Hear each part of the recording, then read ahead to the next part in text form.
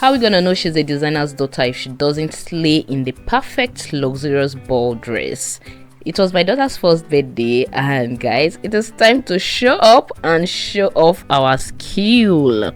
So I went to the market, got a couple of items for this piece, and I'll be showing you how to create this beautiful ball dress. In as much as it is full, it is also lightweight, and I'll be sharing all my secrets with you.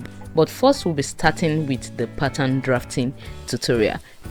You're welcome to Kema Freak. My name is Kemi Omorugbe.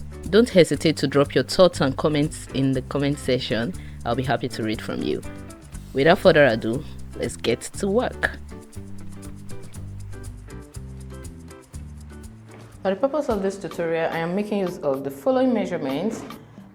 The shoulder is 8 inches, the half length is 10 inches, full length is 25 inches, chest circumference and waist circumference 20 inches.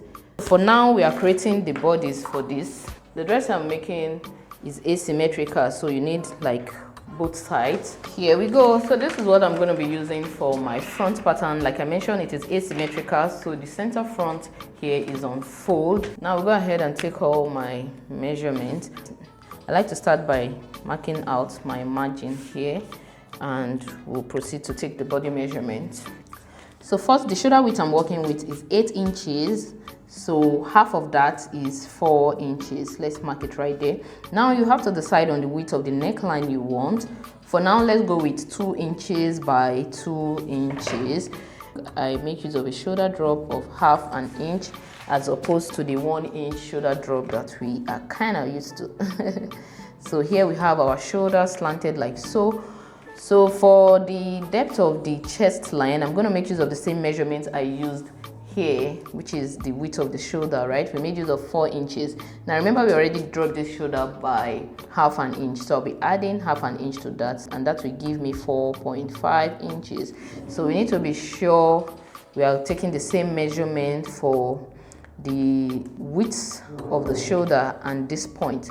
So I'm going to mark my 4 inches again here. Okay, we have this point looking perfect. I like to make use of this particular pattern maker because it has a 90-degree here, and once I am sure that the lines here is parallel to the line on my paper, I can be sure to make a right angle cut right here. There we go. Perfect. Now let's go ahead and mark the half length of this dress, which is 10 inches. 10 inches.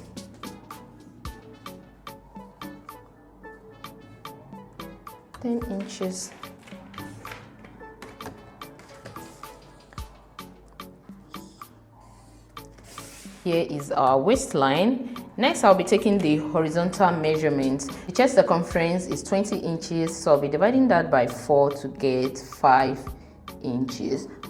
The waist circumference is 20 inches. Once again, we are marking 5 inches.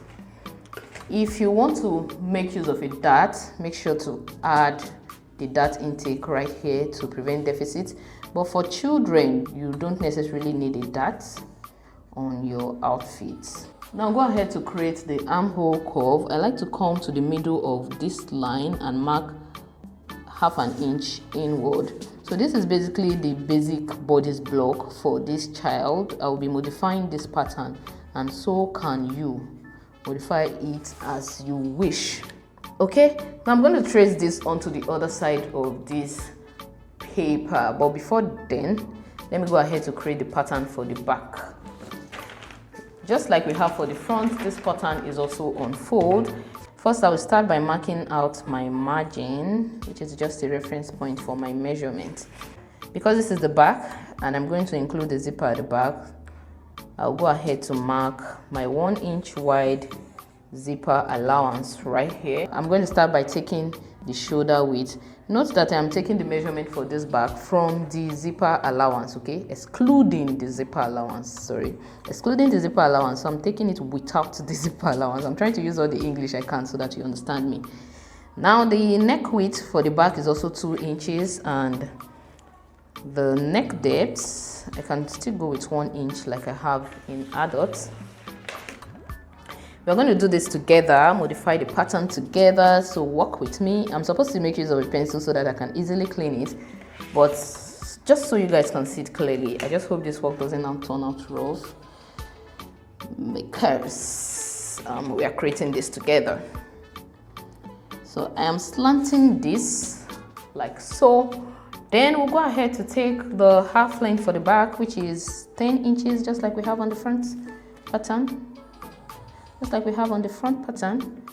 10 inches here, and we have 10 inches here. I like to take it in like 2 places just so my lines are straight, even though I don't need to. But we're already here, right? What is this? Why do I have this fake accent on my lips right now? I'm just having fun, guys. So I am encouraging you to do things like this for fun as well. I'm just repeating the process of what I did for the front here. I'm marking this chest line depth of 4.5 inches, and you know why, right? I assume so. And yeah, I am also sure the width right here is also 4 inches, like we have on the shoulder width.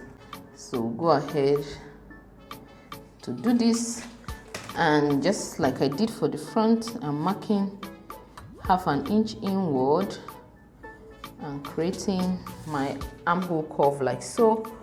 Then let's mark the chest line width of 5 inches, that's 20 divided by 5, and the waist line width of 5 inches. Then we have this.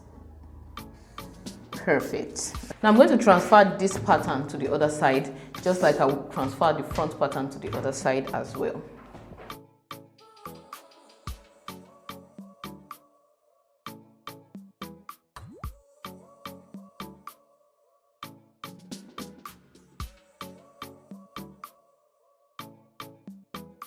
Now we have our patterns ready. Now I'm going to start with the first pattern. It is the style is asymmetrical, like you may have seen already. Now you need to decide on how low you want the part where you are detaching this shoulder from to go. So I have decided to work with just an inch above this line. Okay, just an inch above this line. So let's mark a temporary upper chest line right here, which so I'm going to just dot it. I'm going to connect the tip of my neckline here to this point. I'm going to blend the neckline into my new neckline like so. So depending on how you want your outfit to look, feel free to modify things. Okay, so for me, I don't want the detached shoulder to start from this edge, so I'm just going to shift this inward by half an inch and recreate my armhole just to blend it into the original armhole like so. Now I'm beginning to see the effect of working with a marker rather than a pencil. Next, you need to decide on the width of your strap. So for me, I'm making use of a 1 inch wide strap, so I'm taking half an inch from both sides of this. I'm taking away half an inch from both sides so that I can have my 1 inch wide strap like so, and I'll just draw a straight line to connect it to this point. Then also I'll connect this to this point. Okay, so we have our strap right here. I am just praying that you're following me. If you're not following me properly or you don't understand it, please just rewind a little bit and watch me do this. You can try working as I walk as well. That may help you, understand better. So we have it right here. I think I like this, or should I make it deeper? So I'll go ahead now to label this. I want to remember that this is the part closer to the neckline and this is the part closer to the armhole, and also this is the direction of my pattern. So this is the top because it is very easy to mix it all up. One last thing, I also don't want the sleeveless parts to look like this along the shoulder line, so I'm going to take away half an inch from the width of the shoulder and I'll recreate my armhole. This I do for most sleeveless arms. I like to do that. I don't like the sleeveless arm starting from the tip of the shoulder. So what it means is that this strap is 1 inch wide, while this one is 1.5 inch wide.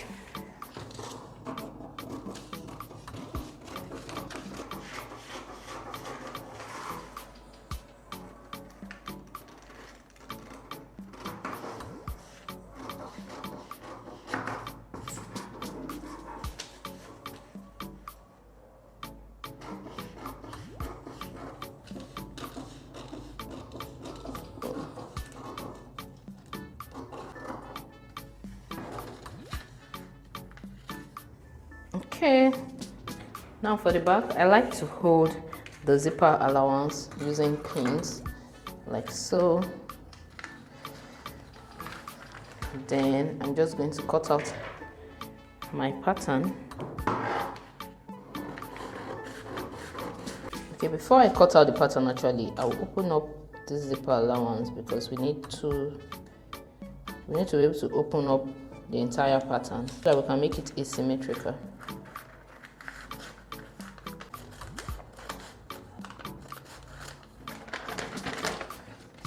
So let's open this up. Let's open this up. Open this up. So I opened up my zipper allowance like so. Next thing I want to do now is to recreate what I have on here, but I'm just going to place it this way because I don't want to redo the whole thing all over again. I'm going to align the small armhole I have here with what I have here, create what I have on the back. If I wasn't even teaching, I may have made use of just one pattern, but just for clarity purpose, that's why I'm doing all of this. So we're going to redo what I did here as well.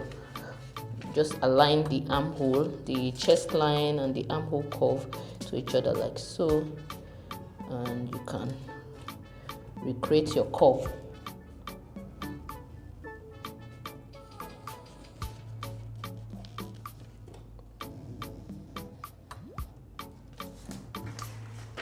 So we have this. Already we know that this is 1 inch wide. So we will also take out ½ an inch on both sides to get our 1 inch wide here.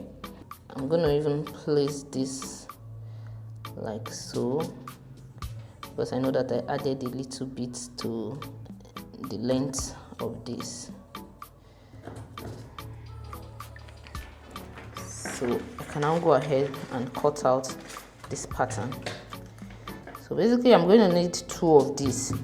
So if you like, you may just put the top of here on fold, or you cut 2 of these for the front, 2 of this for the back, because it is basically the same thing I used for both the back and the front, except if you modified yours, then you need to cut out another pattern for the strap of the back.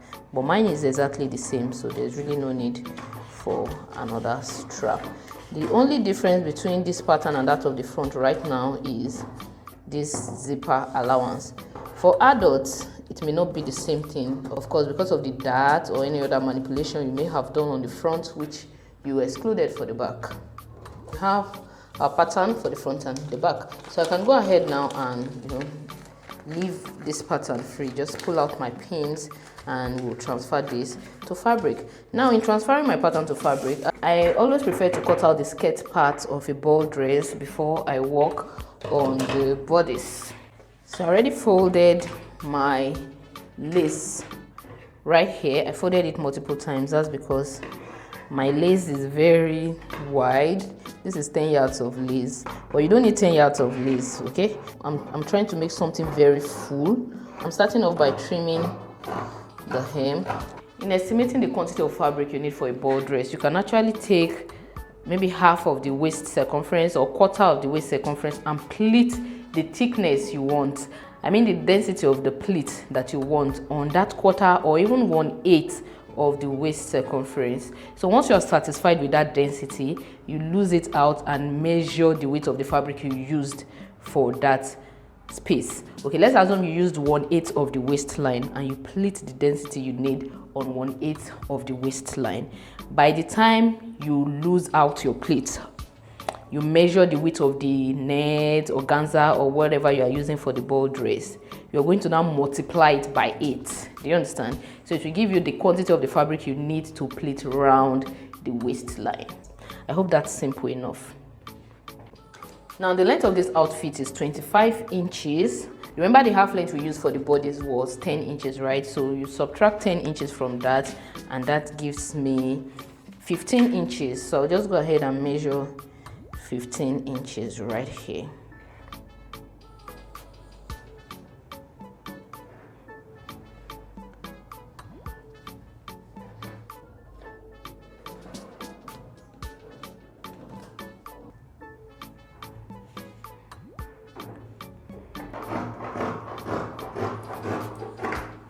When you are cutting, please remember to add your seam allowance.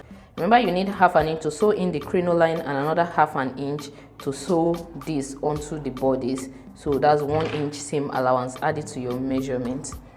So I have this other part of my tool I'll be using to create ruffles on the dress.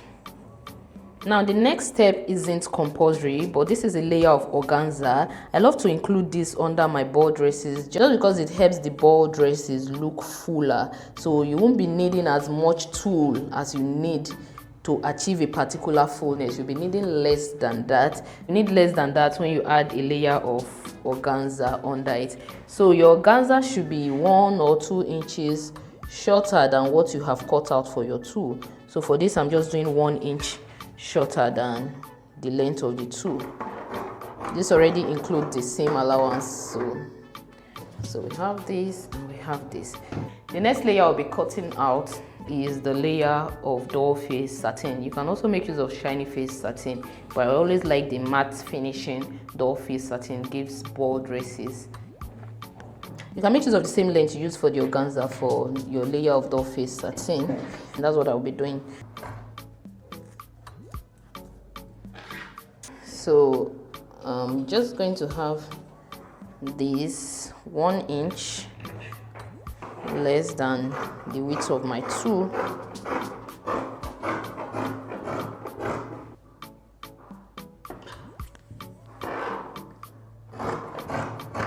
The next layer is the layer of hard net, which can also be 1 inch, shorter than the layer of doll face satin. Now the width depends on how full you want your ball dress to look. This is 2 yards, but I may actually add another layer here, just to pleat in and allow for more fullness. You can actually choose to make your ball dresses very full, but for babies, note that it is not the most comfortable thing for them. But if you are just really concerned about its appearance on the photo shoots, yes, go ahead and make it as flamboyant as you need to. But it may not be very functional and comfortable for them. They may become uncomfortable if the fabric is too tough. Most people like to balance between functionality and the appearance. So I have this tool here which I'll be working with. I'm going to pleat this first layer on the clothes, while the second layer I'll divide it into 2 and pleat it on the first layer. Now here's my lining. I couldn't get the exact color I needed, so we're just going to make do with this nude color lining right here. Your lining and your doll face satin can be the same length. So that way you are sandwiching the hard net in between the lining and the doll face satin. The hard net is shorter and it's just hiding right there. But if you like, you can actually make your lining about 1 inch shorter so that it won't be showing underneath the doll face satin. So I will make mine just about half an inch shorter.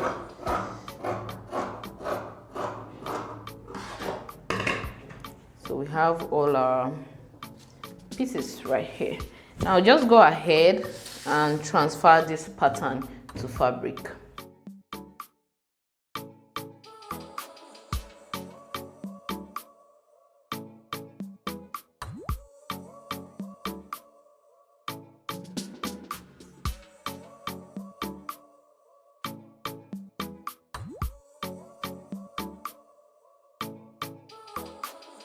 Now here are the layers we have for the bodice of this dress. We have the layer of lace, followed by the layer of doll face satin, and then I cut out a fusible interfacing, followed by the layer of lining.